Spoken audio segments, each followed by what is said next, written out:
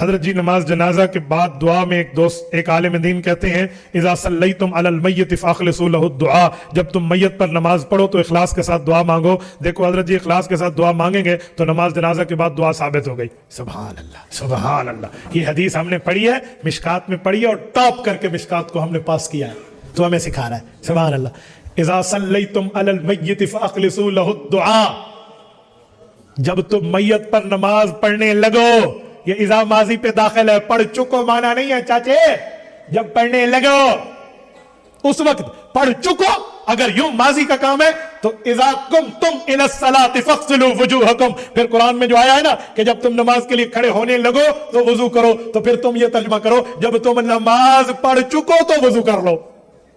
سادے بندے از اور اذا کے معنی کا فرق، پاسٹ پریزنٹ فیوچر کے صیغے کا فرق بھی نہیں آتا کہ ماضی حال مستقبل کا کیا معنی ہے۔ اذا صلیتم علی المیت فاخلصوا له الدعاء، جب تم میت پر نماز جنازہ پڑھنے لگو تو اخلاص کے ساتھ دعا کرو۔ ریاکاری کے لیے جنازے میں نہ جاؤ کہ اگلی صف میں مجھے دیکھے، تم چھپ کر ٹھہرو، اخلاص کے ساتھ مانگو۔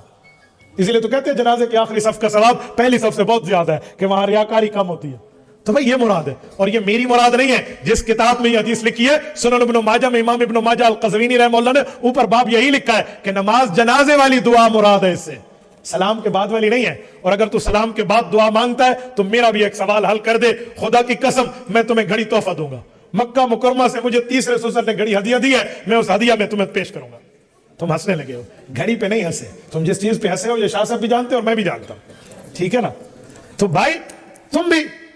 میرے سسر صاحب نے مجھے دیے، وہ آج کل بیمار ہیں، ان کے لیے دعا فرمائے، اللہ انہیں صحت عطا فرمائے، اللہ ان کی نسلوں سے دین کی خدمت لے۔ مجھے کہتے رہتے ہیں کہ جب تو گفتگو کر رہا ہوتا ہے تو رحمت کے نزول کا وقت ہوتا ہے، میرے لیے دعا کیا کریں۔ تو ہمارے آئی صاحب کے لیے آپ سب دعا کریں، اللہ پاک ان سے دین کا کام لے، ان سے نسلوں سے کام لے، آمین تو کہہ دو۔ کوئی بیویاں نہیں سن رہی بھی، تیسرے صف سسر کے لیے دعا کیا، تمہیں ماریں گی، مارتی کوئی نہیں، آمین کہہ دو۔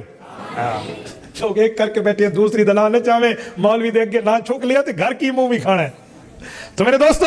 ایک سوال میرا بھی حل کر لو، اگر نماز جنازہ کے سلام کے بعد دعا ہے، مجھے کوئی ساتھی پین دکھا دے